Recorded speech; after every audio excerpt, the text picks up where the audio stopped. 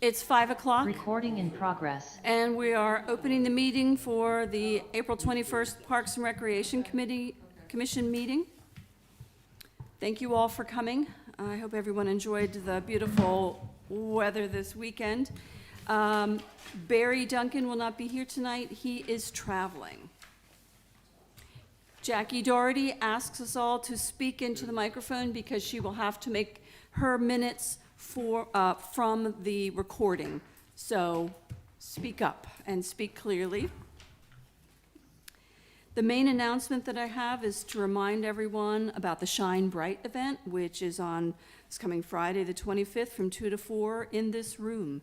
This is the volunteer appreciation reception hosted by the mayor, city council members, and staff. So please, everyone, have turned in your RSVP and attend and accept the city's thanks. Are there any other announcements? In that case, we'll start with the first item, which is the approval of minutes. And this was accidentally duplicated on the agenda. So these are the minutes for February 18th, 2025. Are there any changes, corrections? On page 2, I have a correction. Page 2. Page 2. Up at the top, the second paragraph, the second line, the sentence starts, Smith Street sent a list of trees and stated. I would remove, I'm sorry, I'm bad about the microphones. I'm really trying hard this time. I'm sorry, Jackie. I'll try hard. Remove the words sent a list of trees and insert instead stated that all native trees were useful in some way, comma. That's it. Okay, thank you. Any other changes? Is there a motion to approve with that recommended change? I move we approve. We have a motion. Do we have a second? I'll second. We have a motion and a second. Any further discussion? All those in favor? Aye. Opposed? Recusing? Thank you. All right. Next, I'd like to go around the table and have our commissioners' reports, monthly activities, projects, and volunteer hours. Ms. Trina, would you like to start, you and Mark? For George H.P. Smith Park, for the Juneteenth celebration, we are moving right along with that, and we have about 30 vendors signed up. We have the musical entertainment signed up, but we could always use more volunteers, and hopefully this year it won't be as hot as it was last year, but we do have Lewis Elementary School as the backup site for inclement weather or for a heat warning, which means that in my mind that the news report are reporting that it's unsafe to be outdoors, or like maybe not 90 degrees but 98 for sure. If it reaches that high, then we'll just move over to the Lewis Elementary School and use basically the entire floor, where the auditorium, the entryway, the auditorium for the musical talent, and hallways for setup in the gymnasium we're allowed to use as well. So, because last year it was Brutal. It was brutal. So, will you make that determination, like say 24 hours ahead or 48 hours ahead? When will you we will make that determination no earlier than the day before. Okay. Yeah. Okay. We try to hold off as much as we can, especially if it's iffy for rain. Right. We'd like to see, we have to notify the school and the 227 rent and the musical, well, 227 rent, they already have the benches and stuff out there the day before, but the sound people we need to give them notice by 6 o'clock in the morning of the day of, so they can, instead of coming to the park, they'll go to the school to do any musical, sound, whatever they have to do Setup. for that setup. Excellent. It's, Right. I think that's very wise to have that as an option. And then I think, Mark, you wanna talk about the.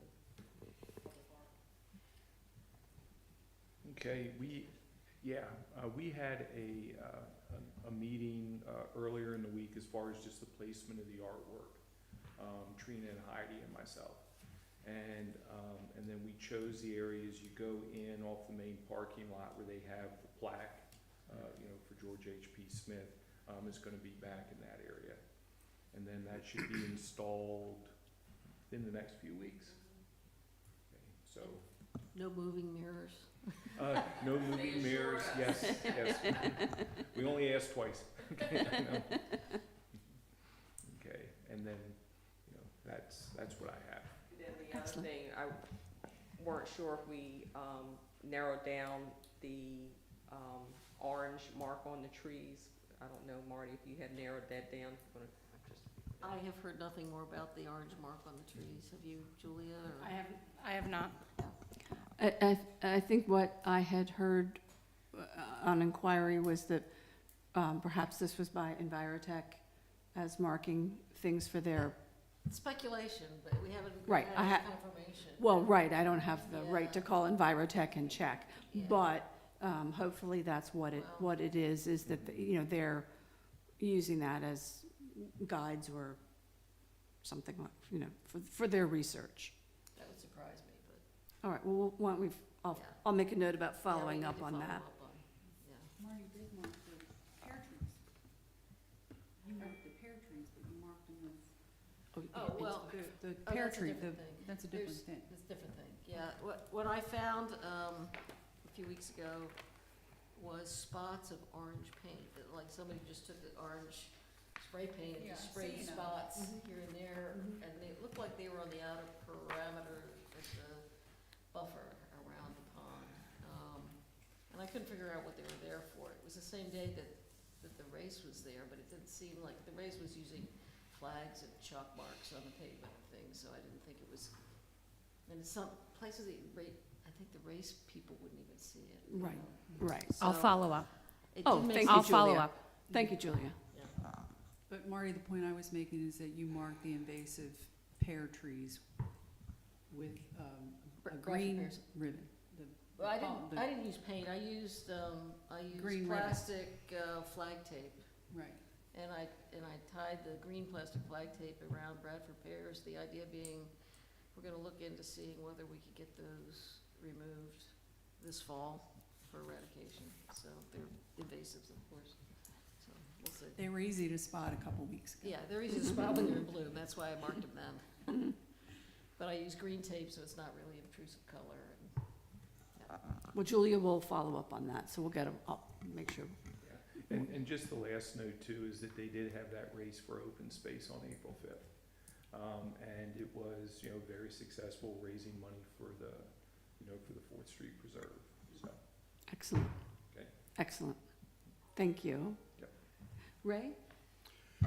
Yeah, thanks, Kay. On April 4th was at Zwannendale, we had the great celebration for Lou Papp. It was a great day. We placed the plaque down in front of the tree for him. We had a lot of people there, probably 75, 80 people from Lewis and Bloom, Lewis Community Garden, from Lou's neighborhood. And he was very, very, very happy with the turnout. Thanks to Lewis and Bloom and Lewis Community Garden who funded the tree. And then thanks for everybody that spoke. We had a very eloquent speaker from the city, Janet Reeves. She's a private citizen Might need to today. come up to the microphone. We had great Cindy DeMedio from Lewis and Bloom spoke, and also Michael Whitehouse from the garden. And it was a wonderful day. I was happy to see the turnout, and more than anything, Lou and his wife Dottie were very, very excited that he was honored, even though he does not like being the center of attention, but he was very happy afterwards, so, Well, it was all well-deserved. He was, yes, put his heart and soul into that part. yes. I got an email from Julia that someone had requested placing a bench in Zwannendale Park. I went over and I sent her a couple photos of where I thought they would be. One is a pretty good location, the other two not so much. But I sent that information to her, so we'll just wait to see. Yeah, this time I don't think that we're going to be putting up another bench there just because of the brickwork that would Yeah. require the pad for Good. the locations that you said. So Right. I will respond to the individual who wanted to donate, and we will figure out a different location. Good. And then the last thing is, I also sent an email to Julia about getting the fountain up and running, so, you know, it'll be a coordinated effort between maintenance and myself. You know, we had some patrons from Lewis and Bloom that did the whole thing last year, and we don't have anyone that's ready to do that. But I will work together with the maintenance to get the fountain up and running, and then once it's up and running, you know, I'll take care of it during the summer. I'll make sure the pH is good, make sure algicide's in there, and make sure it gets skimmed. And so I just want to coordinate with you, Julia, to get that going in the next couple weeks. That's it? Thank you. Rodney? Yes, Canal Front Park. I just want to say that if you hadn't stopped by yet to see the playground, you should. It's very popular and very successful. A lot of children on it, especially on Saturday at the Bunny Bonanza. They were all over it, and it was it fared very well. Very popular with the parents and grandparents in the space. Also, it was rather crowded. But it's a great thing, great improvement. The concrete pad, since our last meeting, has been removed, and the ground that was around and underneath of it will be repaired eventually. But the third item I had was the Bunny Bonanza was very successful on Saturday. Lots of people there. The park survived very well.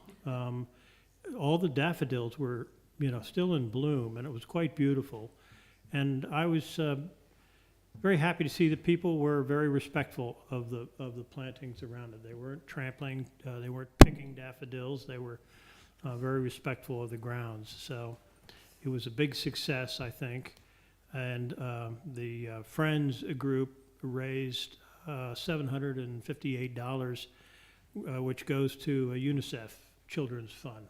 Lovely, So it was a big success. Good day. Thank you. lovely. The weather was perfect. You was. Thank you. Marty? So last Saturday, we had the volunteer planting day for the portion of the Teddy Grant where we're planting here in Stango Complex. We had a fair number of volunteers show up from, the Honor Society of the high school? Junior high school. Junior high school. We had Roots and Shoots program from the library, teenagers. We had a city council member show up.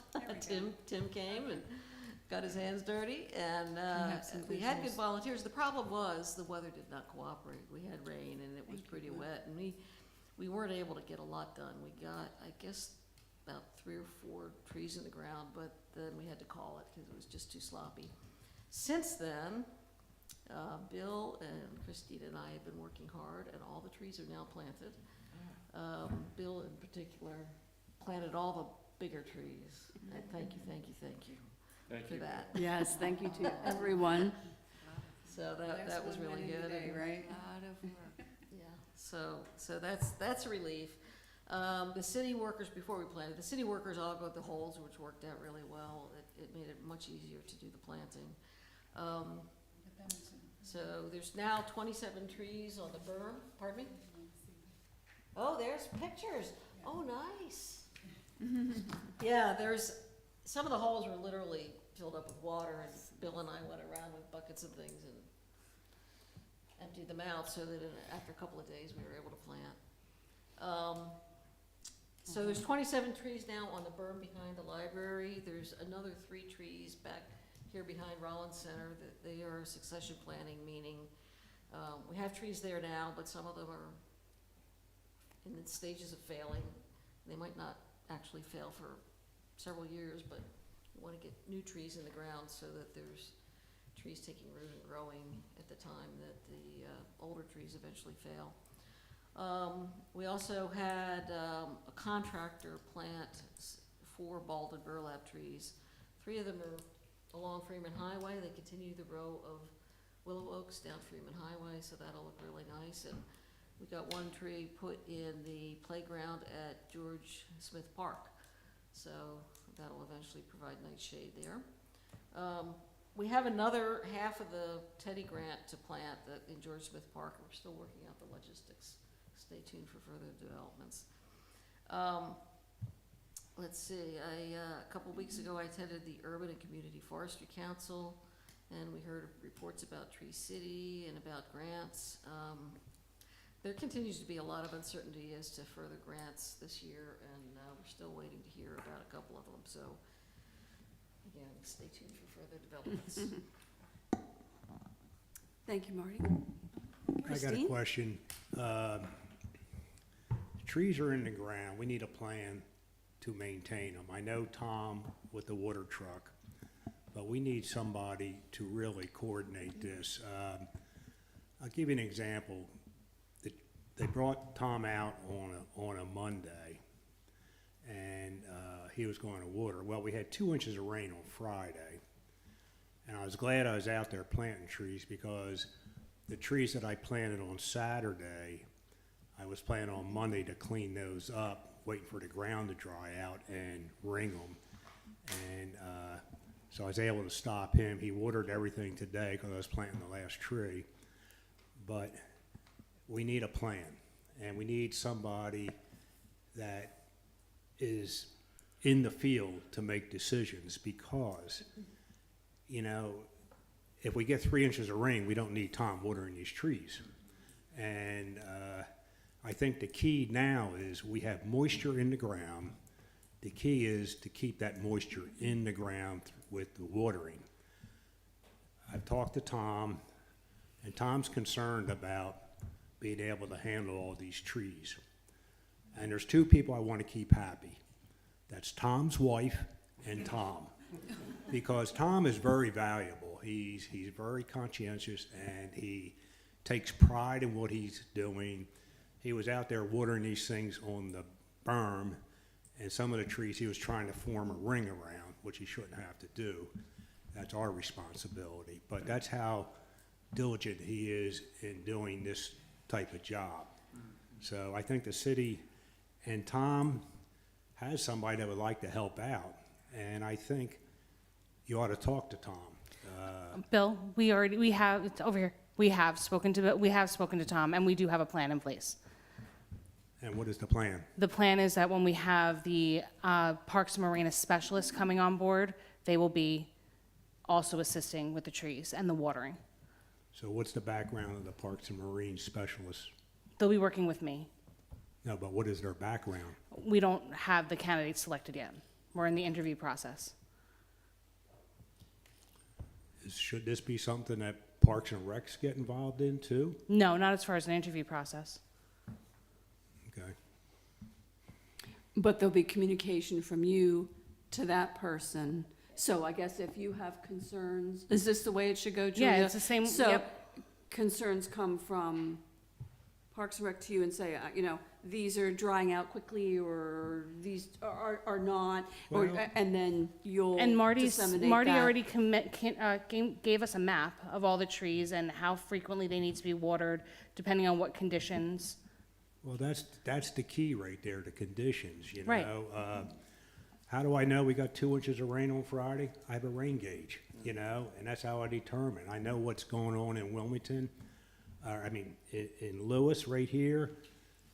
I have a friend in Schofield that has a rain gauge. Sometimes it varies. You'd be surprised how things can vary here. So if somebody's gonna make that decision, it's not on a Monday, Tuesday, Wednesday. Well, I mean, that's also why we rely on our park commissioners to keep us informed about what's going on in the parks, in your specific parks, to let us know what you need support with and what you need help and what you need to have done. All right.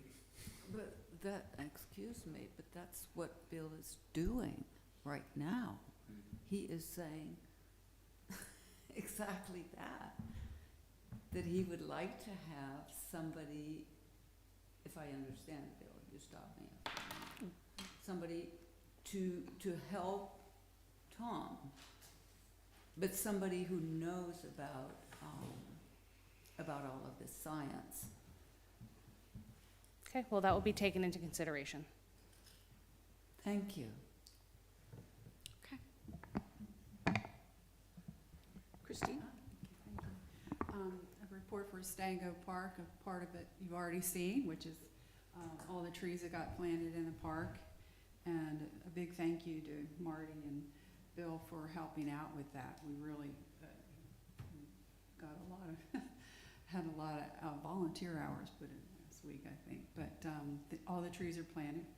I did want to mention that last month we did have to remove a tree from Stango Park. It was a European beech which had failed, and Bartlett removed the tree, and the stump was ground out. And the good news is that we're doing some succession planting in the park. We're going to have these trees that are aging out or failing, and that we do have a plan to continue to plant new trees to replace some of the old trees that are failing and aging out. On another portion of the park, we recently met with Matt Marvin. He is the new building maintenance manager for the library, and we discussed the completion of the pavilion project, and also noted that the maple trees, excuse me, and the bump outs have seemed to withstand the root disruption from the digging out from the fire hydrant installation. We noted that some of the soil leveling work needs to be done in the area around the little food pantry.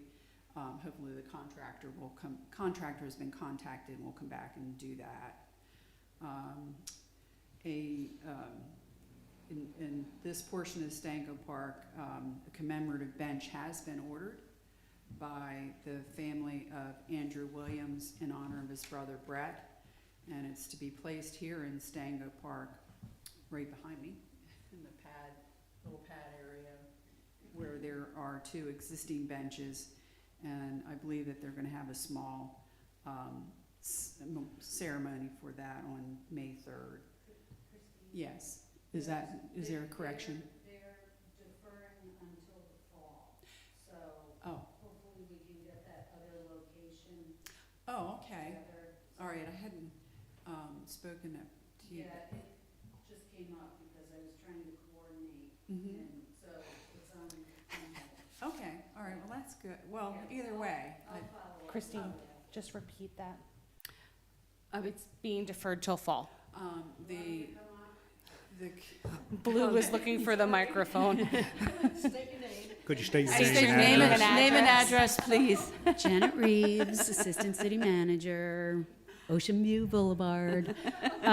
So that is being deferred until the fall so that hopefully we can get the whole piece put together with other things that were discussed. So it will go in its other The other original location. permanent location. Okay. Yes, and I will follow up with you after. Okay, all right, thank you. We will eventually be getting a bench, that's good. All right, so, on another note, we had some rutting and turf damage, which was made by the installation of the Lewis Junction Bridge Rail Association tender, and it is to be repaired at the expense of Lewis Junction Bridge Rail Association. They have apparently contacted Patrick Olson, and he was going to do the repairs for that. And let's see, other than that, we have summer concert series posters, and they're ready. Julia brought some, if anybody would like one, to put in a community. If you would like many. Many, to be placed anywhere that you can think of. Julia brought copies. And that's all I have for my part of Stango Park report. Anything? Thank you, anything Bill. else? The only thing I have to say, if you haven't been in the Guard, you missed a lot of color. And it's all over, and it looks really pretty. Thank you. Ann? Yeah, So for me, we had a little bit of concern with the basketball court, with the gate of the basketball court. Somebody seems to be, I don't know what they're doing, but the handle was broken twice. So every time I called Julia. The other concern, I got an email from a neighbor who was, who found that the gravel on the path that leads to the playground, that gravel was coming onto the surface of the playground, and he was concerned about that.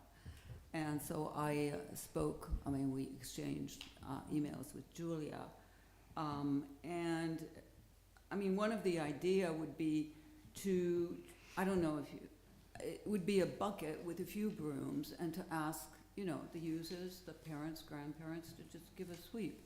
Because it's true that some kids really like taking those little stones and playing with them at the table. So that's real cute, but we don't want too many stones on the surface. Julia told me you had a cleaning crew once a week. Maintenance is gonna go there once a week and possibly twice when we get into better weather and blow off the surface. Do you think it would be possible to put a broom or two and just tell the users, you know? Please return the stones. Have another sign. Return where it belongs. You know, I was there, actually, I walked down with Terry. I'm sure he's the one that, Terry is the one. and there was a lot of stones around one of the tables. And, Yeah. and, you know, kids love to play with stones. And then I've been down there afterwards, and I think that part's been corrected. But you do get these little bit of stones in there. And whether a blow or just a little push broom can do it, and may even want to have a little sign, playground etiquette, you know? Tell these little, Yes. you know, just explain to the parents that, you know, we want the kids to have fun. And I'll tell you, the surface is tremendous. I mean, I sat on there, you know what I want to do? I want to get up in that ship and jump off and see how high you could bounce. I mean, it really is It's nice. stunning. It's really stunning. And I think it's important to keep these stones from tearing into that surface, you know, it's, you know, the city, it'll help protect their investment. Well, Julia correctly pointed out that maybe another surface leading to the playground should be.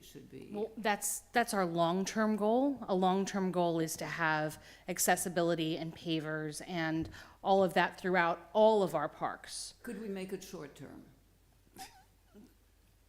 For that, and I know you pointed it out, Well, it's not on the, It's not budgeted.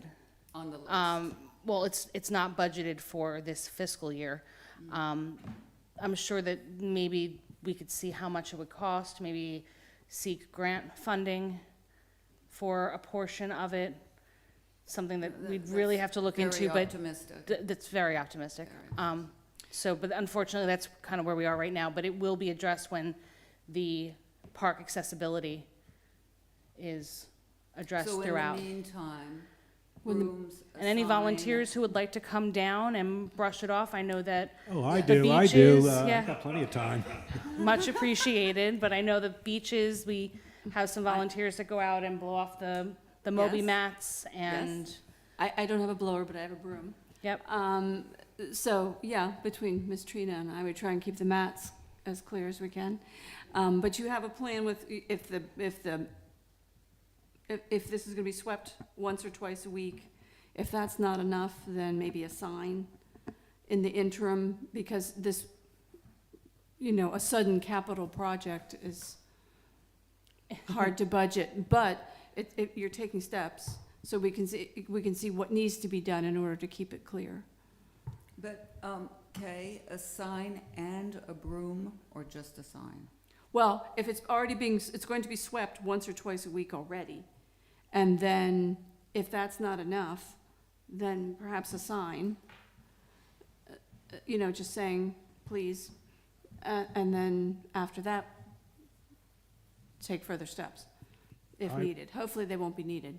I was looking at this and trying to figure out what a fairly easy solution would be. And instead of paving the whole area, right, I mean, which you don't have money, but I was just thinking even a 3-foot apron in front of that playground with pavers. You could drive over it. That would help reduce the volume, because right now, stones can be kicked right up into it. If you had a 3-foot apron, But a 3-foot apron encroaches on the pathway.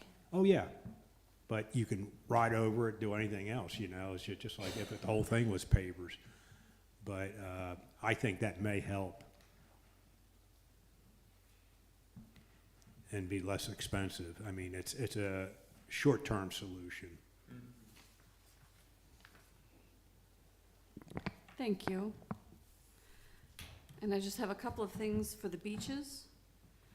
All the snow fences are down. The Moby mats will go up next month. Is that right, Julia? To say they'll go up in May? Yes. Moby mats? Mhm. Or go down, I guess say. Meters go into effect, parking meters, May 1st. So behave appropriately. And I'm not sure, Ms. Trina, if you had announced the Johnny Walker Beach Subcommittee received the Delaware 250 grant. Would you care to announce that?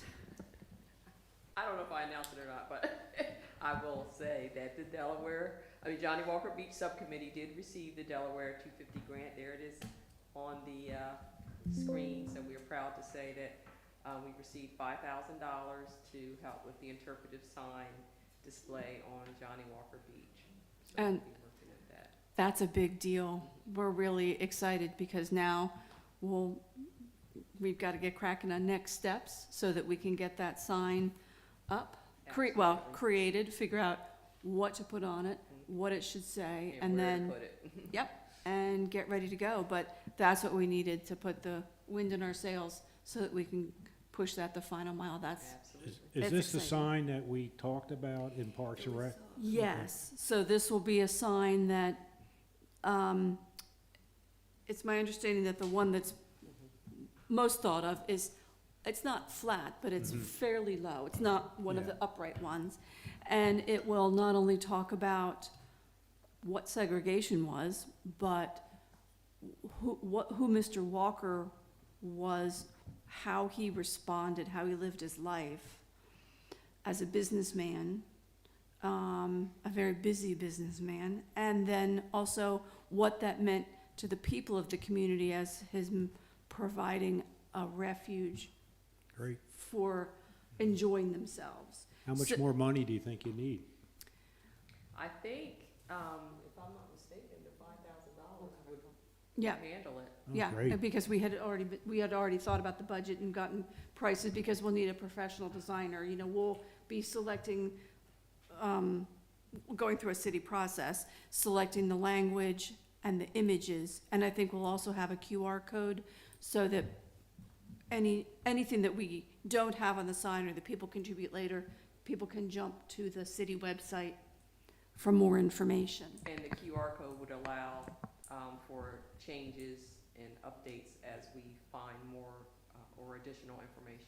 Yeah, so that's very exciting. That's very gratifying to get that support. And I'm not sure that I mentioned this last time, but it appears that I am one of the longest-term participants in Delaware Coastal Cleanup. And this year, that will be Saturday, September 13th. And so that's also quite gratifying to know. And so we'll be keeping that up. I did suggest that rather than using plastic bags, we have everybody bring buckets or supply buckets for people to pick up whatever they find and use that. So there'll probably be another meeting of that group. DENREC reached out to me, which was very nice to have that happen. So also working on that as a year-round cleanup and then during the year as well. All right, Oh, one more thing. yes, The, on the Savannah Beach, Delaware 250 kickoff, was very successful, and, I think, everybody enjoyed that, and to me, it went off without a hitch, so, yeah, I thought it was nice. The Lewis African American Heritage Commission had a table along with, Daughters of American Revolution and the veterans and fire trucks were there, and 2 food trucks. Yeah, So it was, I think, and the police department. it was a great event. It was. And I know the daughters are really happy to have the revolution become more of a familiar thing to people and what it meant. So, excellent. Thank you. All right. Next item on the agenda is D, presentation from Art and Bloom regarding placing wooden totems with garden-related themes in park gardens. If you would come up and give your name and address. Sure. And speak Hi. into the microphone. I'm Sue Sandmeyer, Beulah Boulevard in Milton, Delaware. I've been a member of Lewis and Bloom for 12 or 13 years, and I've been with Art and Bloom, which is a committee of Lewis and Bloom, since 2017 or so. And I don't know if I mentioned I was the co-chair of that. But I'm here this evening to seek your endorsement to place garden totem poles in Lewis and Bloom gardens in some of the parks. And some of you may not be aware of what public art projects we've done so far, so I just want to briefly show them to you. I'm sure you've seen the wind spinners at the library. This is the Menhaden mural on the side of the Beacon Inn, Damon Pla. The drawbridge mosaic on the drawbridge. This is the Best Friends reading sculpture, which was donated to the library. Of course, you all know about Lowe's Junction. And this is the 16-foot timeline mural that we created to describe how the railroad actually turned Lewis into a real town and made it be the town that it is today. And in addition to that, right across from the mural is the Young Artist Wall, and we just debuted that about 2 weeks ago. We unveiled it, and all the kids, can you push it one more time, who submitted drawings were featured during our reception, and it was a lot of fun. It was really nice to spark these young kids who have a lot of talent. So, and then there's Petals in Bloom, which is on Savannah. And the very last thing, which is probably going to occur this year, is a historic Lewis mural by artist Michael Rosado, who's internationally known. And this will be here on the Rollins Center. It's going to be on, the left panel will be on one side of the window on Kings Highway, and the other panel will be on the right-hand side. They're very, very large. But this was a collaboration among Historic Lewis, Art and Bloom, the Public Art Committee, and the City of Lewis, and it was recently approved by the Public Art Committee and Mayor and Council. We're very excited about this. So, going on to the totems. This type of garden art is very, very common. If you go to Etsy and type in the word or phrase garden art poles, you will see literally thousands of them. And we did not know that how many there were, but we want to bring these to Lewis Gardens. This is considered temporary art, and we want it to go inside Lewis and Bloom gardens to enhance the beauty of the gardens. But more important to us, even than that, because we already think that the gardens are very beautiful, is that we want some of the poles to reflect the nature of the garden and the park that it resides in. So, for example, Blockhouse Pond has a history dating back to the 17th century, and it was named after a blockhouse built nearby in the 1670s to protect the town. And it served as a refuge for residents during the 1813 bombardment of Lewis. So the artist who would paint the pole or poles for the LIB garden would be asked to take into account the historical significance of the environment that the art is in. Another pole could simply reflect the pollinator garden and its pollinators. And we also intend to have QR codes on each pole so that visitors and residents who are there looking at the pole can find out more about the park that they're actually standing in. Mike DiPaolo, who's the former head of the Historic Society, met with us, and he had stated that he would be willing to assist us in learning more about each park that the poles were in, and would review the text that we write to accompany the QR code. So the garden, I brought some garden art poles today, and my assistants will help out here. These are prototypes that we developed to show you the wide variety of what can be done with the poles. We want to be able to show you that we could do lettering, we could do, we want to just turn it a little bit. We could do pollinator, abstract, you know, we could do anything that we want to do to a pole. And on this one, we wanted to show you about using multimedia, using mosaic art, fused glass in the portholes, paint, and the rope is actually, it's a butterfly knot that the Navy uses for special ceremonies. And then there's the third one, and these two are 5 feet tall or so. We can also make them much smaller.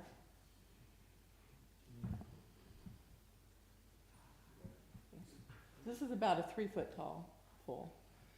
But in most of the art that you see in gardens, at least on Etsy, can you turn that around 90 degrees?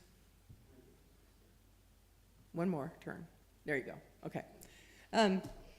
They're usually 8 feet, 5 feet, and 3 feet, and they look better when they're in groups. But we don't want to like take over a garden or anything. One standing alone is fine. Are there any questions at this point before I go any further? I just want to say that I think they're beautiful. They Thank you. really are. Very vibrant.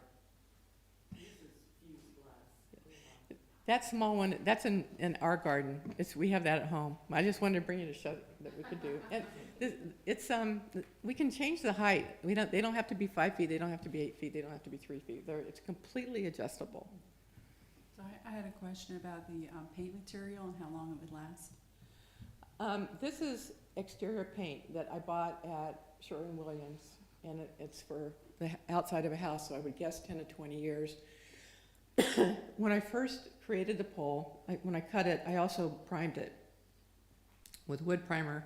Then the Sherwin-Williams went on top of it, and I don't know, I've had them in my yard for 6 months, but as someone said, it's the sun that really, matters in this area. So I'm hoping they last at least 5 years. But we do also plan to take them inside between October and May. And any repair or upkeep or, taking care of them, we would do that in the warehouse during those months. So they're pristine when they come back out. So are you saying that these exact poles would go, no? Not the exact ones. These are just prototypes to show you. Okay, what but you're talking about, I thought you were talking about having another artist make designs, is that what and make the pole? Yeah, what we want to do is similar to the Lewis and Bloom mosaic mural event that we did, and you were part of that. So they wouldn't necessarily use house paint, you'd have to ask them what they're gonna use, right? No, we would require that they use Okay, impermeable paint. yeah. And someone suggested to me earlier that we use a different type of primer than the one that we use, that it's safer and lasts No, I'm longer. just thinking that somebody who's used to doing this might not use house paint, they might have something better. That's Yeah, what I'm thinking. well, they might, and I we mean, would, but we there's- would require that this be Yeah, livable for 5 years minimum.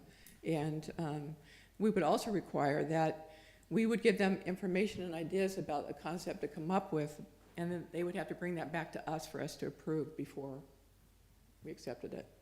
How far does the hole have to be dug to support the pole Okay. so it doesn't lean or bend or whatever? Yeah, the last slide. Okay, so these are 3 possible ways to secure the pole. And it depends on the height. If you're up 6 or 8 feet, you want it to be at 24 inches in the ground. So what Ed is holding there is one way to do it. These types of poles come in 18-inch, 24-inch, 36-inch, 48-inch, and they get pounded into the ground, and then the pole is just placed on top of it. So the entire pole then is ground and above. So, and that's the right-hand photo that you're seeing there. That's how you install those. Those are purchased, is that correct? Mhm, What mhm. Ed is told? Yes. Those are purchased, I see. Yeah, yeah. Yeah, yeah. See, that was just a bonus. And then the one in the middle is they're called Sonos tubes. And they hold the cement so that it doesn't leach out into the dirt around it. And so we want to be very careful about protecting any garden that it would be in. But that would be more permanent, but we could still rig a way to pull the pole out of the cement, but leave the tube in the ground. And then the one on the left is drilling a hole up the bottom of it and sticking rebar in it, and then pounding the whole pole into the ground. And we would prefer your advice on how to do this. We have suggestions, but we would look to you for your recommendation.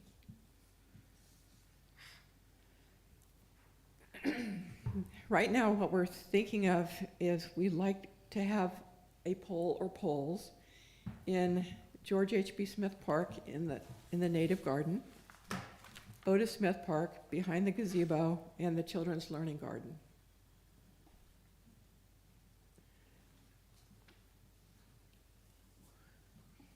So we want your endorsement, but we're happy to answer any questions. Well, I think tonight we're hearing the presentation, and we would vote at another meeting. Okay. Because I think this idea brings up a number of things. One thing I wanted to caution is, I know when I heard the phrase totem pole, I know.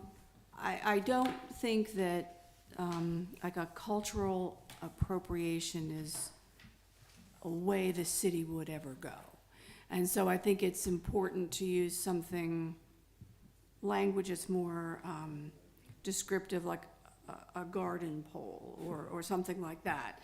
I definitely want that on the record tonight, that I think it's important that the language matters. Yes, I agree with you. And I know when I first saw that language, I was looking up, well, what could these possibly look like? And that was, so it was important to me to understand what the purpose is. And I think that's what we want to get tonight, is what the purpose is. Because if you're planning, you would be planning on putting them in an area that's already decorated. Correct.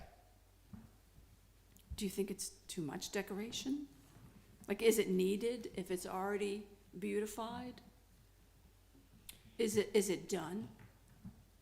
I guess that would be my question. Well, I think that would depend on the person who's observing the art.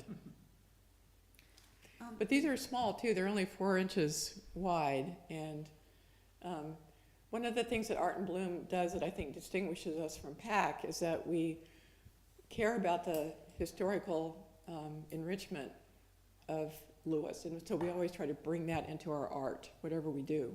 And so by using the QR codes that would explain why that park is there and its value to the city is a way that we would help enhance people to understand the park that they're standing in. Go ahead, Ann. Okay, I see it sort of like the sculptures that were in HP Park. And I don't think it's a park that's too beautified. I think it's a park that would be the perfect place for this this type of art.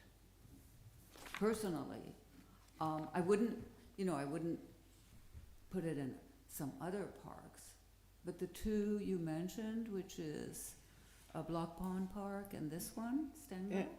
Otis Children's Smith. Learning Garden. And Otis And Smith. Otis Smith. It seems. Go ahead, I'm sorry, finish your thought. I don't see that it's overdoing it.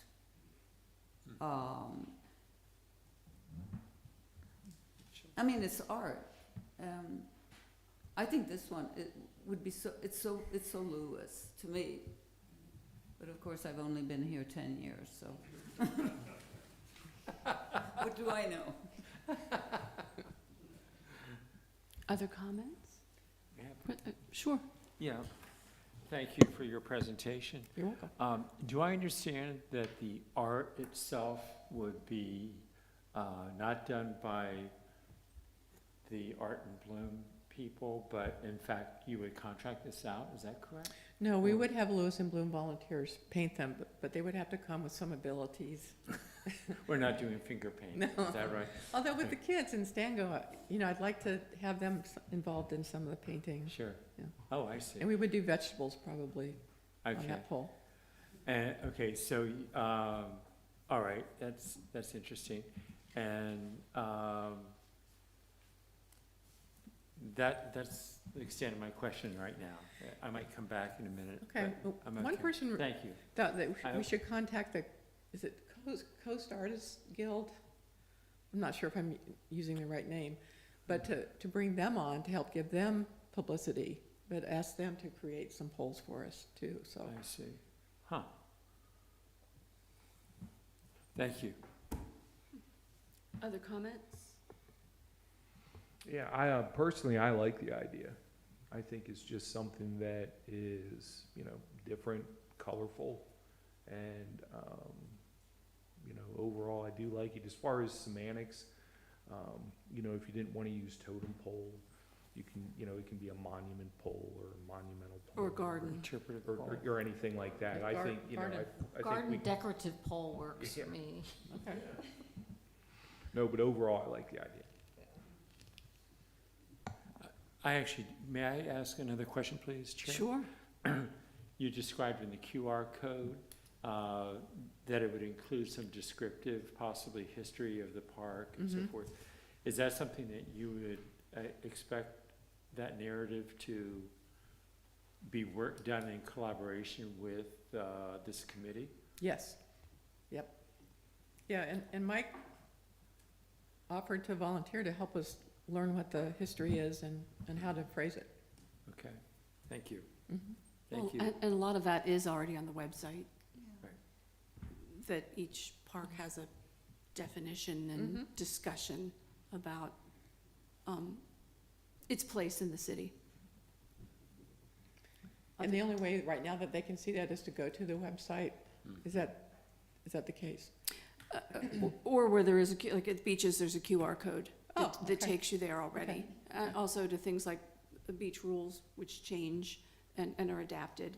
The history of the beaches, what is Lewis Beach, since it's quite large and is different and has different rules in different areas.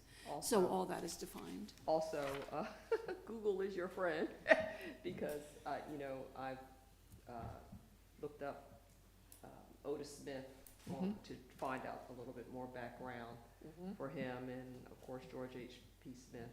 So, but I also looked at obituaries and whatnot, just to get additional information of their background. So, and both of them have done a lot in the city. Yeah, I think Otis Smith is often combined with Menhaden, but he did so much Yeah. more than that in the city. And people like Mary Vessels as well. She deserves a lot of credit. Could you say which gardens you proposed these in again?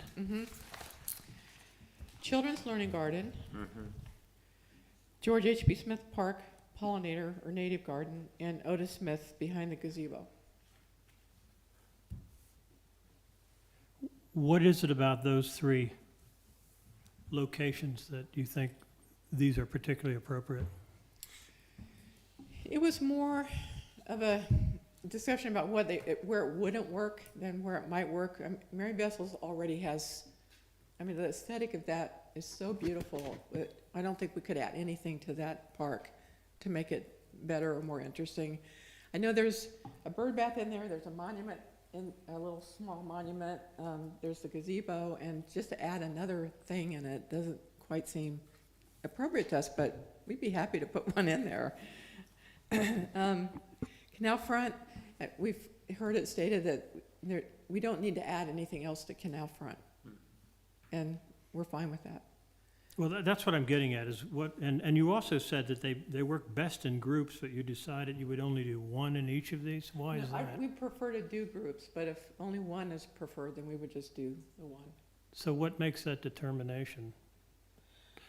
I would think that the park What I'm commissioner- getting at, what I'm getting at is what contribution does it really make? If you're gonna take these colorful things, they're very colorful and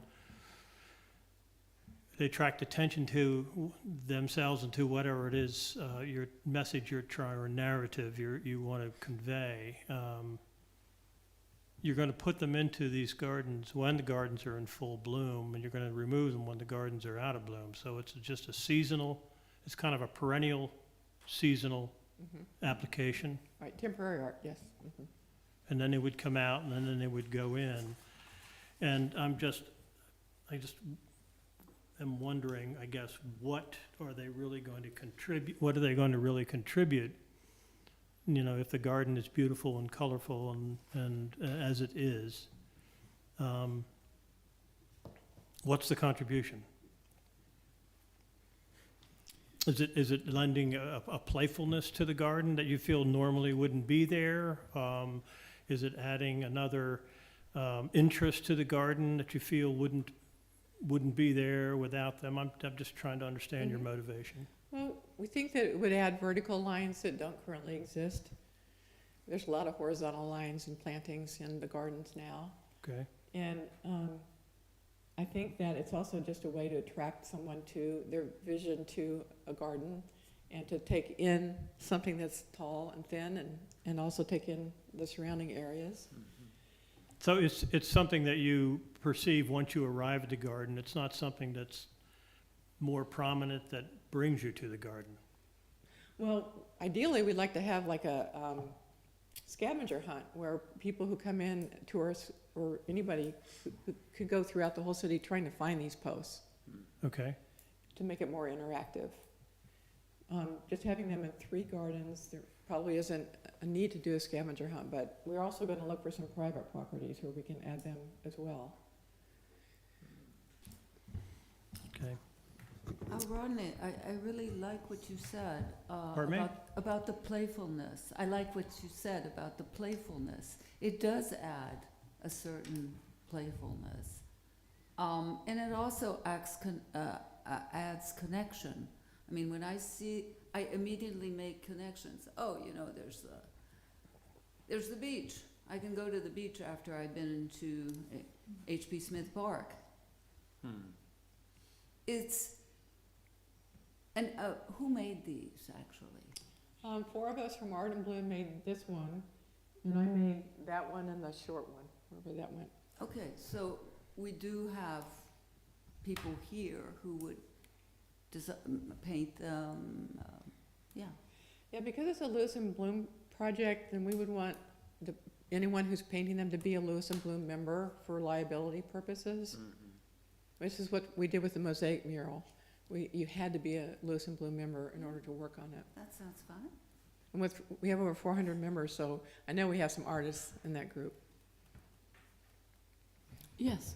Thank you again for indulging me with one more question. Can you describe the effect of the clustering that you mentioned? More than one, could you describe what that? Would you be able to go back 2 slides? There. Yeah. Now, okay, when I looked at this prior to coming to the meeting, I thought that was possibly just not an example of an installation, but possibly the example of a fabricator who, made those. Am I mistaken? Is that actually? It's an installation. That is an installation. I see. And the artist is Lisa Frick, yeah. Oh, okay. All right. But we didn't commission these or anything. I just pulled this off the web, and the copyright belongs to Lisa Frick, but I wanted you to be able to see how different heights and colors look in an environment, in multiples. I do like the cluster look and the lines in it, as opposed to just a single pole, but that's just my thought. I'm surprised to see 4. You know, typically we see 3. Right, 3 or 5 even, yeah. Yeah, no, Odd number, yeah. Yeah, right. I just want to take us back to when we talked about the sign on Johnny Walker Beach. And I think this is a good idea, but I think it needs to serve an additional purpose other than just being aesthetic and in a garden. I think the QR code's a great idea, and I think the education process from that, based on the parks you mentioned, would be really helpful. So anything that can, the aesthetics of the pole, because that's what we did with that's what we're trying to do with Johnny Walker. We're trying to put images on there that people can look at. There'll be a QR code, because people will ask questions. And then if people come and say, well, who was George H.P. Smith? If that information is on there, and then the pole itself will lead people to understand part of that. Right, exactly. Thank you, yes.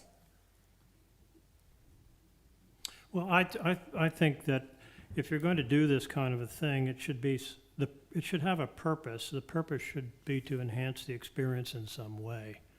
And we can argue about that. What I want to caution against is what I would describe as arts and crafts in search of a home, so that we have people who are, can do beautiful things, and we just want to make sure that we're not just finding a place to put them in parks so that they end up becoming clutter, as opposed to really an enhancement. That's where I would come down. Okay. Good, thank you. I think that's a very, I think that observation is a good jumping off point for further discussion, because I think especially if they're only going to be out when parks are already stunning, as everyone's hard work makes them beautiful. And as soon as the park changes or the plantings change, it's like, oh, then they go away. It's like, well, can't they be there year round? Or, because say, like, the beaches have no plantings. We have zip. Nobody, at one time, the suggestion was to put the mirrored pedestal with no security in the bright sun. And when I said I felt like this was not the best location for that, I was a Philistine.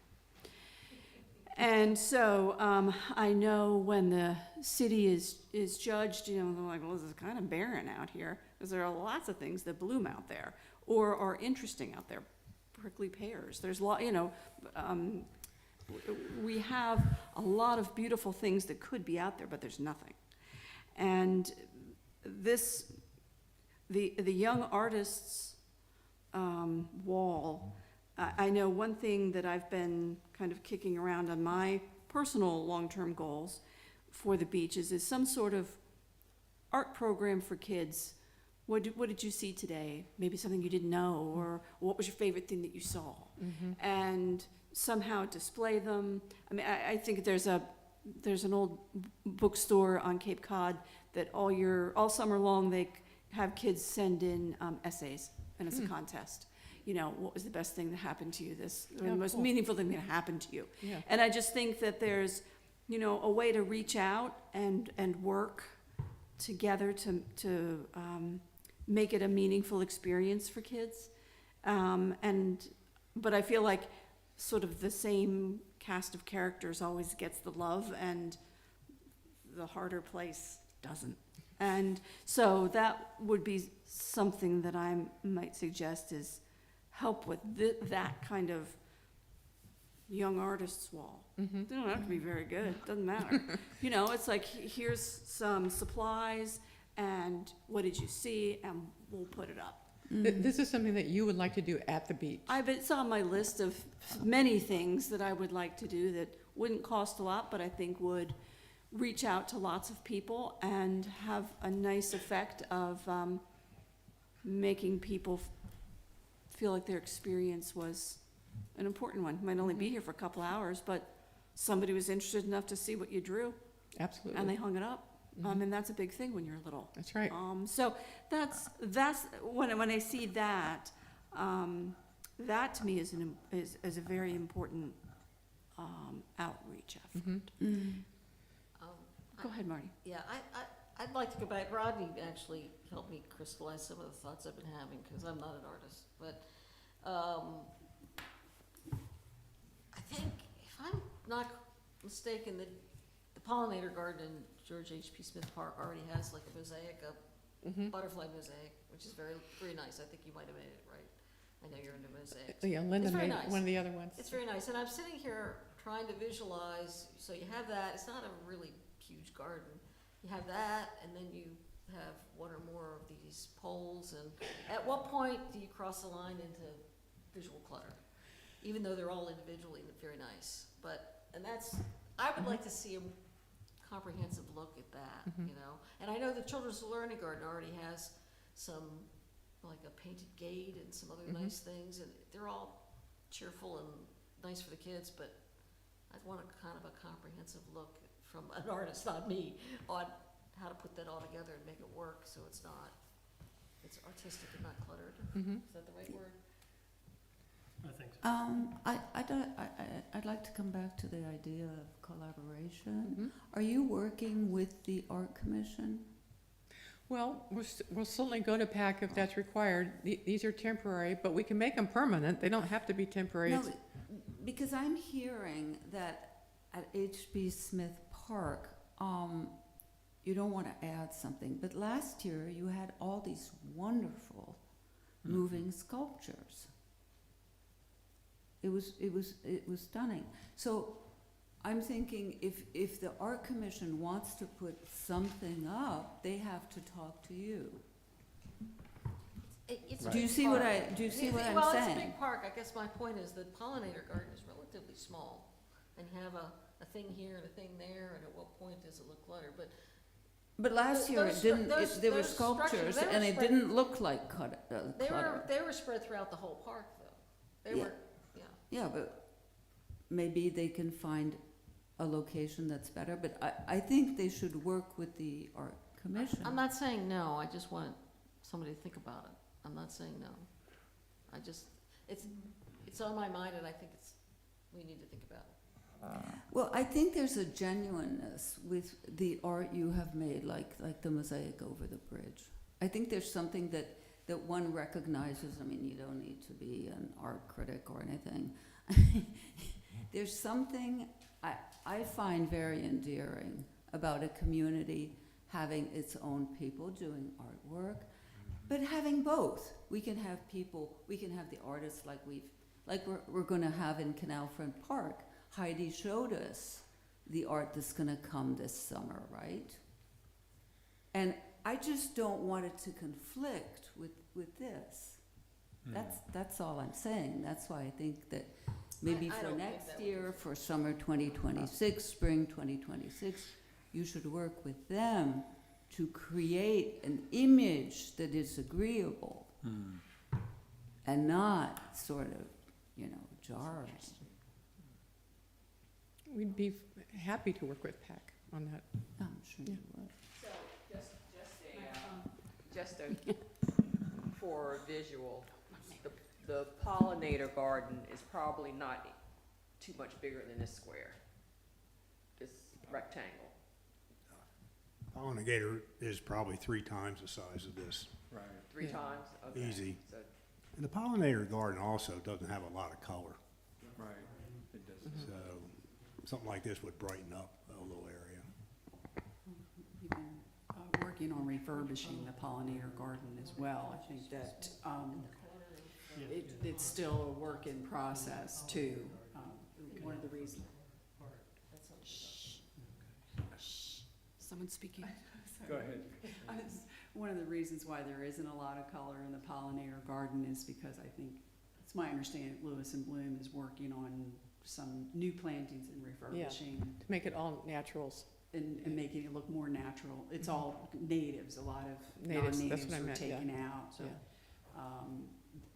They are still working on it. I assume they have a new lead patron. I'm not sure. Well, it's also, it's a lot of perennials, and they're inherently, they don't give you the same huge splash of color that a bunch of annuals do, because they bloom for a certain part of the summer and stop blooming, and I think that's fine. I Well, think they have a it's different beautiful in its purpose. own right. They have a different purpose. If it's a different kind of beauty, yeah. So I don't mind adding more color either. I just want it to all work together, that's all. Any other Well, comments? Maybe a different location in H.B. Smith Park.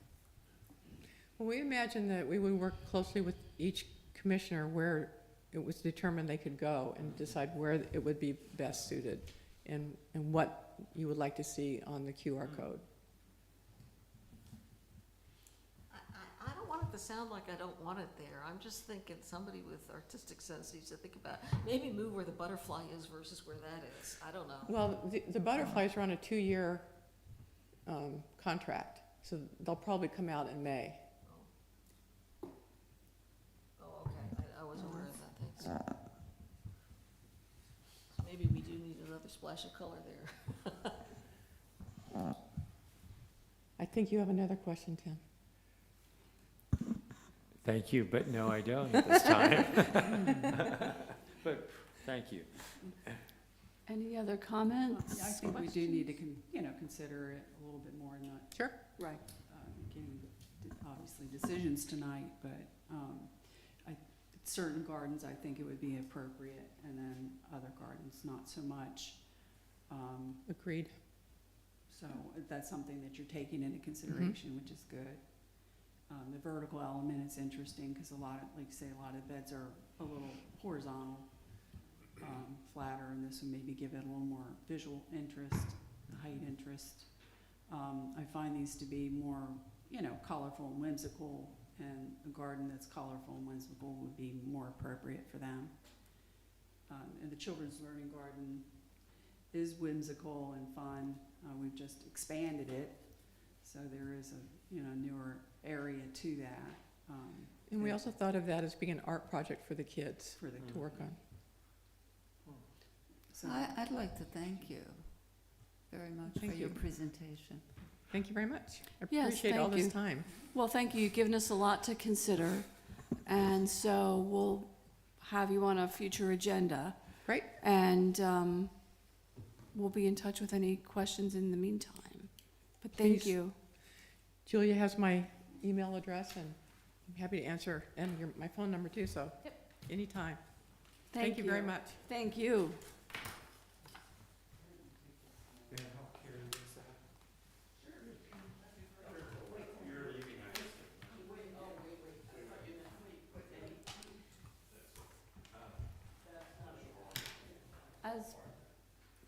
Let me let them collect them.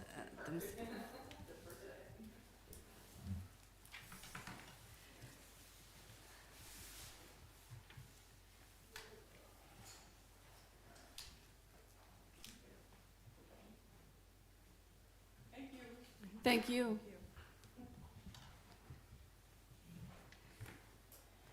I think as we think about this project and the parks in general, specifically, and as a system, I had sent everyone some information just to have to consider. One thing is relatively technical looking, was a table of permitted uses and structures.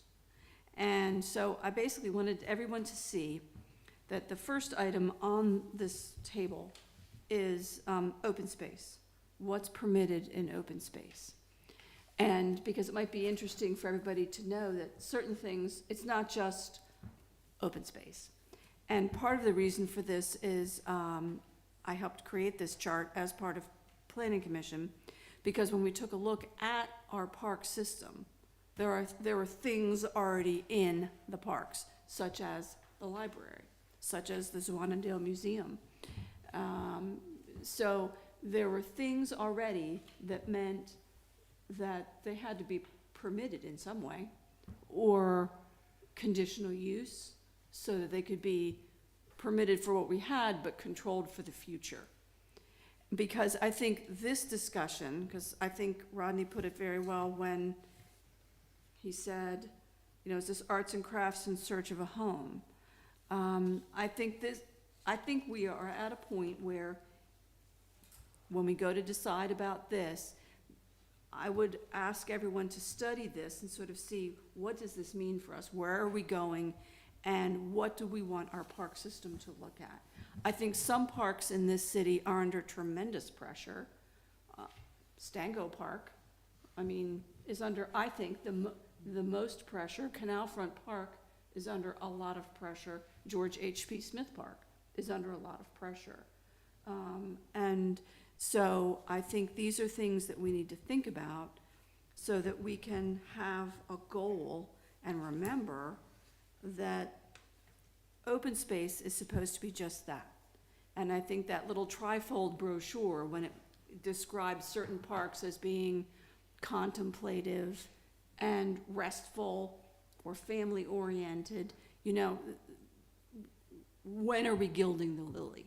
And so that, to me, is really part of this discussion. I don't know how anybody else feels about that. People could completely disagree with me. But I think it's important for us to recognize ourselves as gatekeepers, that it's up to us to say, yes, that works, it's an enhancement. No, that doesn't. It's too much. And while it doesn't mean it's not lovely, and it doesn't mean that the people presenting it aren't lovely, but does it work for the environment? So that's the handouts that I sent out. Does that make sense? Especially this chart. I know this chart is horrifying to look at, but really, I just meant it for the open space, because as you see, you know, you'll see certain things are conditional uses. Public libraries obviously permitted, and so on. Public service organization, conditional use. Well, we've got the Lewis Lions Club snack stand. Service establishments and so on. So you'll see that just by the nature of how things are, there's already pressure on our parks to have buildings and things and stuff. And where do we draw the line? Because we are those gatekeepers. So how would you characterize an art installation in this list? Is it called out in this list? Oh, sorry. How would you characterize an art installation in this list? Is it in this list? It is not in this list, and because when we did this, that was not on the radar as an issue. Also, the difference, I think, between being permanent and temporary is an issue as well, because it's a different kind of pressure, if that makes any sense. But perhaps it should be on the list now. Well, there's already a butterfly in the pollinator garden at George Smith Park, and she says that's going away. So wouldn't that leave room for a different? It very well could. I'm not saying how anybody needs to think or make a decision. I just want to provide materials so that we can view ourselves in a particular way. Sure, but that information is important about the butterfly. I understood it was under contract. When they put it in, it was clear that it was not going to stay there forever. Right. So that's a piece of information that Oh, yeah. that is key actually to Yes. I think that Kay's point is that this is something that maybe some of our new commissioners might not be familiar with, and should familiarize themselves with. Sure, And but at the risk this of is- repeating what was already said, the presentator is terribly aware that her totems, no, I shouldn't say totems, Poles. that her garden poles Poles. would go in certain parks. So let's not talk about what she didn't even talk about. Well, I'm using this presentation as a springboard for a wider topic. I understand that, but And I so was that's- going that's- back to what just happened. Right, and so I think it's important that we're thinking about the park system and the park vision. And I think it all kind of goes together. But clearly, something very specific is different than general. So I just wanted everybody to have the background information for what can happen in a park through city process, either permitted by right or could happen through conditional use if granted, versus what we see as enhancing. And that, or when do we say open space, natural environment, grass, relaxation needs to be achieved here? and it's going away. So that's what I'm asking everyone just to consider. Does that make sense? Okay. All right.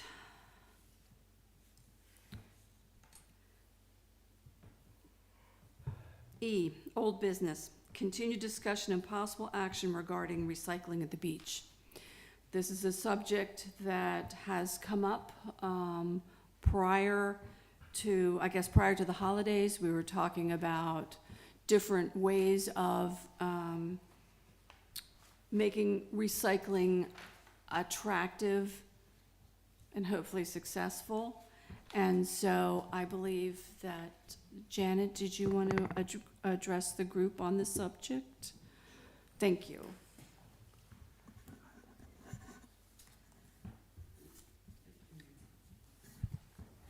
Janet Reeves, Assistant City Manager, Ocean View Boulevard. Back in March, I had the opportunity to attend the Rascal Conference with several committee and commission members, the city manager, a few council members, and a council member had spoken with another participant who happened to be from DENREC, and she connected the two of us, and we had a conference call on the presentation that was made to the Parks and Rec Commission for a prototype. I gave him the history of our issues with recycling at the beach. So we talked through some options. I said that the commission was also brought up the possibility of doing carry-in, carry-out, which the state parks do, and this gentleman was from DENREC, so he would know how to do that. I guess the takeaway from it was really any kind of recycling needs education. We had put the stickers on all of the recycling bins in the residential sections,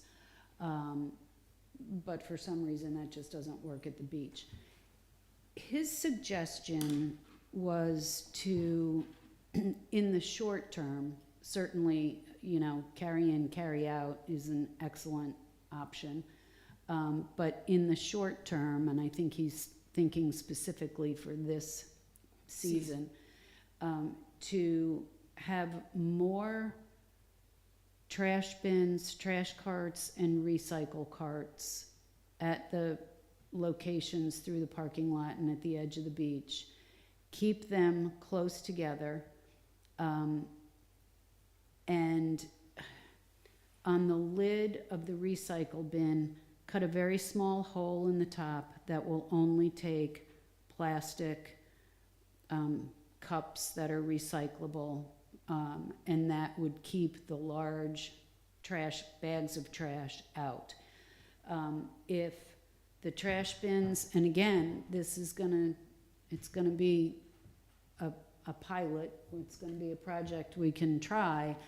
If the trash bins are overflowing, what people were doing was putting them in the recycle cart, which would have some sort of a mechanism to lock it so that it can't be opened to throw more stuff in it. The hope would be that people would take their trash with them, kind of a precursor to carry in, carry out. So I'm happy to talk to maintenance. I haven't talked to them yet because this was on the agenda and wanted to, make the commission aware of that conversation that I had with them and then what they're recommending. And then I would encourage the commission, if they still want to go towards carry in, carry out, to develop an education plan around what that's going to look like, because I don't know how long it took DENREC to get that message through. When I go to the state park, I still see bad actors, and there's bad actors everywhere. It can be better. Is it going to be perfect? I doubt it, so. I think it was 2 years That's what they told me. for the transition at the state park level. So the city will keep careful track of the success rate of this recycling project. Well, I mean, describe that for me, Kay. if the recycle bin is full of non-recycle objects, we'll keep track of that number. Anecdotally, Yeah. just like we have in the past. Yeah.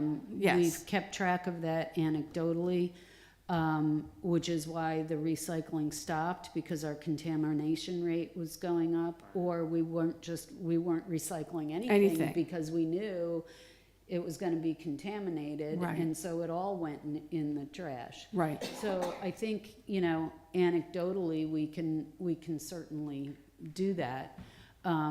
On the unguarded beach side of the beach, it's Right. still gonna be the blue barrels that take everything. Oh, There's not recycling.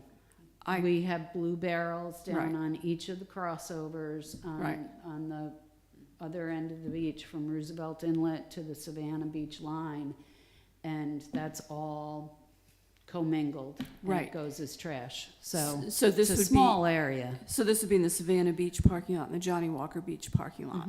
Okay, all right, because that seems much more doable for tracking than on a 100-degree day and you're going all the way down Yeah. to the inlet.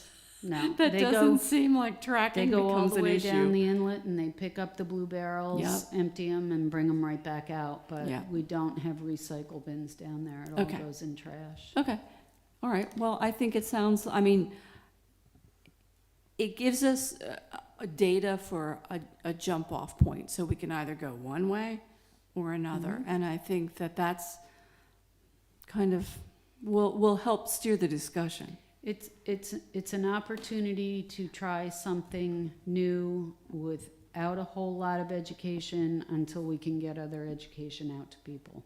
And I need to update the QR code for the beach's QR code. And then also, if the lifeguards can use the stand-up boards to say, recycle responsibly or something like that, that couldn't hurt either, I think. no, messaging is important regardless of what we do, but I think it's the commission's decision to decide how they want to move forward with this particular issue.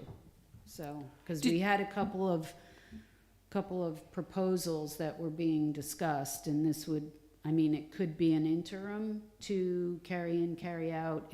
If it works, we could just keep doing it, but I Right. think the commission has to make the decision how they want to. Did you want a vote tonight on this? Or you mean this would be a decision made after the results, kind of how the summer has gone?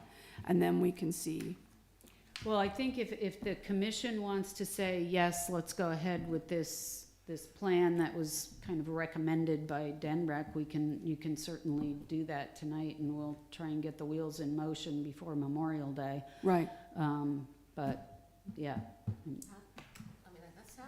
It sounds to me like a great low-cost way to get started in that direction. That's what it sounds like to me.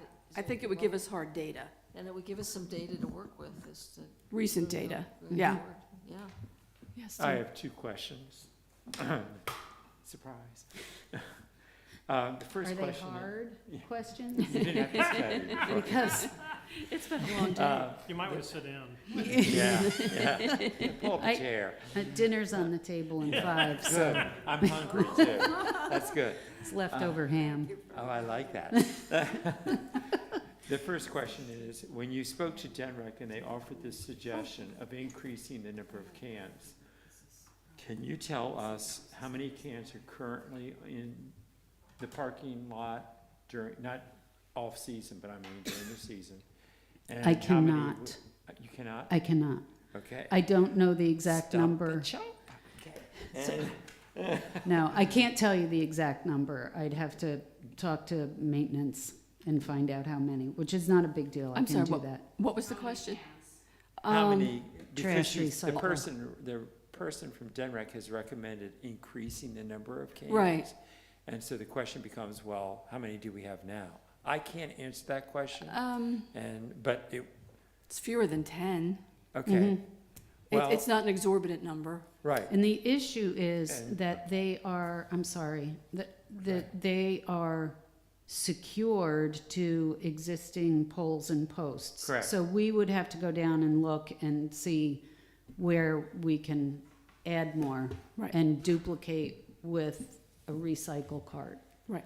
So if we can't increase any more, at least we could put a recycle cart next to the existing trash carts and see if we notice a difference there. and the next question I have is, would this, you're not voting, you're not taking action no, it is possible action, I'm sorry. Would the action, if it becomes an actionable, this would come as a recommendation to mayor and council, is that correct? It could. I don't know that it has to, but if you'd like it to, it can. Right, I think that, it's part of operations. I don't know that when we put them back out at the request of, the public, that it went to mayor and council. We said, okay, well, we'll give it another try. So I think that's kind of what we're doing here. I think definitely carry in, carry out should go before mayor and council but I think for the sake of trying another mechanism short term, I don't know that, if you'd like it to, we can make that happen. it was a question on my part, that's all. Okay. Thank you. Yeah, I just, it seems to me that from what I've learned, it's not really a cost-saving issue you're trying to address. It's one of whether we can be more civically responsible as a community if we can get people to separate recyclables from trash on their own. That's what we've been trying to do. And the problem is, as I understand it, is all they have to do is contaminate one bin, and the whole thing goes to trash. Correct. So it's kind of a tall order. And so you're going to say, let's just give it one more try and see what happens. Because bottles are not recyclable in this case, or are they? For example, glass.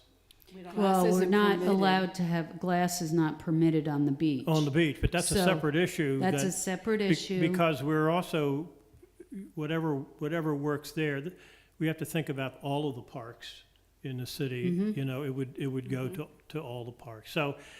So this is an effort to see if we can get the public to separate the trash. If they can't, then we say, okay, it all becomes trash. And in that case, if it's all trash, then maybe we think about what are the costs to the city to take on this burden, which it is. And maybe the answer to that is carry in, carry out, which would take a longer period of time, public meetings, let people aware, an awareness during maybe the Yep. winter time, Yes. let everybody know what's coming. Workshops. And Note with the workshops tax and bill. things, and that's the way to, from what Right. we've heard, that's the way you have to approach something like that. You just can't spring it on people on Right. Memorial Day. Right. right. And that, Correct. yeah, and that's kind of what I was hearing you say as well, is I look at this as a short-term, long-term issue. Because in the short term, it's April 21st. May 1st, the parking meters are turned on, which Right. means that's really the start of the season, even though it's, Yeah, still a couple more weeks. We're up against it. There's no way you can put anything new into effect in that amount of time. So really, what we're gonna talk about or maybe act on this evening is just simply is that, all we're doing is just hauling garbage away, period, from the two beaches. So we're gonna give it one more chance, to recycle and do this. So really, it's a vote on, should we try to be more environmentally friendly or Right, not? Is it right. worth a shot? while looking at the long term, then having that conversation about what we can shift to. Yes. Yeah. Yeah. I'd like to add a interesting story.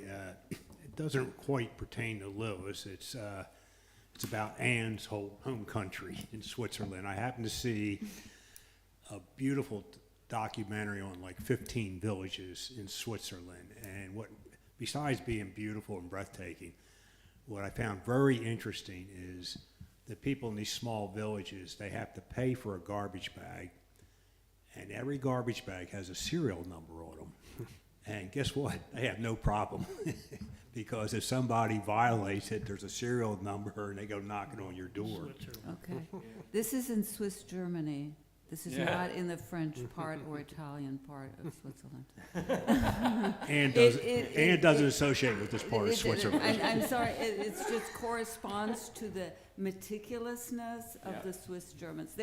They would not be able to introduce these bags in Geneva. No way there would be a revolution. So, but I have a personal question. I've been thinking, we started this conversation about recycling, what, a month, 6 weeks ago? And I was wondering, what about the rentals? What happens if people who rent a big house there on the beach and they just put dirty pizza? Right. How do you monitor that? So the maintenance department staff, when they're picking up recyclables, if they see that a bin has contaminated materials in it, if it's a contained bag, they'll pull it out and leave it there and then take the recyclables. Otherwise, they won't pick it up. If they can visually see that it's contaminated. So Have you had problems with that? I haven't With the heard bins directly from. overflowing with what, They're always overflowing in the summer but season. with what should not be in them? Right. So it's not just an educational campaign on the beach. We're talking about the beach for a very specific issue. Citywide, it's a different discussion, quite frankly, yeah. So I have a question. Does the city have lockable, recyclable bins with the holes in them ready to go? No. No, that's what I have to talk to maintenance about, but I probably should have done it before this meeting, but And that leads to that my- was a train coming into another station when I thought about that, so. That leads to my question, Janet. Here in Stango Park, we have recycling trash cans. How successful are they? Because they do have, I'm looking at the one out the window here, already do have the small hole. Oh, okay, those are not the carts. What we So have you're down talking at the about- beach are the regular carts that residents have Super for cans. their Mm-hmm. pickup. The big, you know, 96 gallon or whatever. yeah, yep. They're not these, and How these on, successful are these, do you know? You on know? Second Street, when somebody comes out of the ice cream shop and sits and has and they put that in the recycle, that's a contamination. They have a paper cup, they think it's recyclable, it goes in there, it's contaminated because there's food in it. Well, they just treat everything the same on Second Street downtown. That's different. Yeah. And I Well- think that's actually the example that That shouldn't be. we all can learn from. And I think that kind of behavior is exactly what you see replicated in all of our public spaces. Well, right, because most of what people want to recycle at the beach is food. So, Well, that's Or not drink. recyclable. well, not that's the what I'm food. saying. Food's not. That's what I'm saying. That's their trash that you generate is food and drink. Right. So that's the issue. So we'll find out this summer how people do with it. Right, Are they but- willing to take it home or will they do the wrong thing? Right, but the fact that it is food that's contaminated, they're containers or wrappings that are contaminated with food, it is now trash. Right. So the idea of having recycling in that same environment Right. is probably not, I would suggest is probably likely not going to be successful. You need trash cans to receive trash. Right. You don't need recycle. Right. And that's what Recycling we'll cans. find out. We'll have data that'll let us know what people are really doing, and that will help us make a future decision that You should put we a can stand camera. on. Put a camera. That's a whole nother budget. So I have a question. We don't even have internet. So the only thing that's recyclable idea, at the though. beach is aluminum cans, So cans, plastic bottles. plastic bottles. Those are Yes. things I've seen I in mean, airports. technically glass would be, but we don't But we don't have want to encourage people to bring glass to the beach so Well, that they can recycle The it. top of a pizza box. But what I've seen Yeah. Not the actually, bottom. As long as it doesn't, as long as it's, excuse me, as long as it's not stained with fat, you know. Well, No, cheese or but- if the bottom Okay. has the food. They Look, wouldn't, look, they let's- would, let's- wait a minute, they let's get- would not fit. Pizza box this lids little would hole. not Right. fit. We're In the only trash. talking about, she's talking A about small a small space. hole that will fit only bottles and cans, smaller bottles and cans, not the 2-liter ones, right? You're talking about the. Right. what One somebody pint. puts in their cooler and Right, enjoys with exactly. lunch. And Right. what I see at airports a lot, they have these a lot at airports, but there's also a sticker there that says something about bottles and cans only. You could probably buy those online. Yes, we did discuss that And, as you well. know, But it would Buy have to them off be the shelf. empty. That's a good point, empty in bottles and airports. cans, Right. yeah, right? empty. Otherwise, it's just trash, Right, Mhm. right? but And we it's a expect part of people- the education. And I- if we want to, Well, I think we'll have gone the distance in helping the public do the right thing, and then we'll see what happens, and then we'll be better informed about what's a reasonable expectation. So I will reach out to maintenance. I'll have this discussion with them. We'll go over how many, if they can do it, and then how many. I will report that back to you, Kay, and Okay. you can disseminate that Okay. to the commission, just as a project update. And then I would recommend that the commission hop on your horse and get a plan together for carry in, carry out. Because I think that's where we're headed. where Yeah. we're headed. I think reasonably speaking, but I think this is a great sort of last ditch effort. Let's see if we can get this to work, and then we can go from there. And, should I submit language for the QR code about what this is? Let me and- talk with maintenance first Okay. and see what we have equipment-wise. Okay. And, monitoring and that sort of thing before we get too far down the road. Okay, but that way we can make sure that we can do, recycle responsibly. If we can put that on the sandwich boards that the Mhm. lifeguards set up, we're doing what we can to reach out, and then we'll see what the answer is, and then Yes. we'll go from there. We have a great deal of experience in trying to adjust bad behavior. Unfortunately, it's not meeting with the success on a lot of levels. Right. Bike ped has big challenges, so. Wow. Now Parks and Recreation has a big challenge. Has a big challenge. Yeah. Well, and I appreciate Just to share the wealth. Well, thank you. Yeah, do you know of any other tourist place in America that has success with this? Either, I don't know, in Colorado, in Florida, Cape Cod, whatever.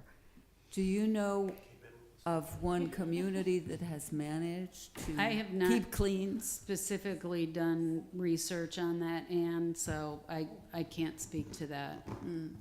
Cape and Open State Park's been If- pretty successful. Yes, they've been pretty successful with carry in, carry out, but if you want to do some research on that, Ann, I'm sure the commission would welcome it. Any other comments? Thank you very much. We appreciate are that's a most lot of welcome. effort in maintenance department.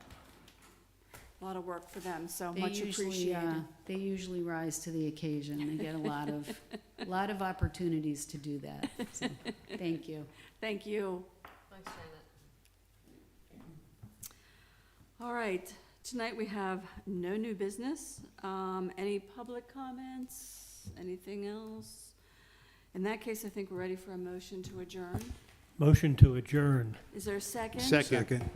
Many seconds. All in favor? Aye. We're done.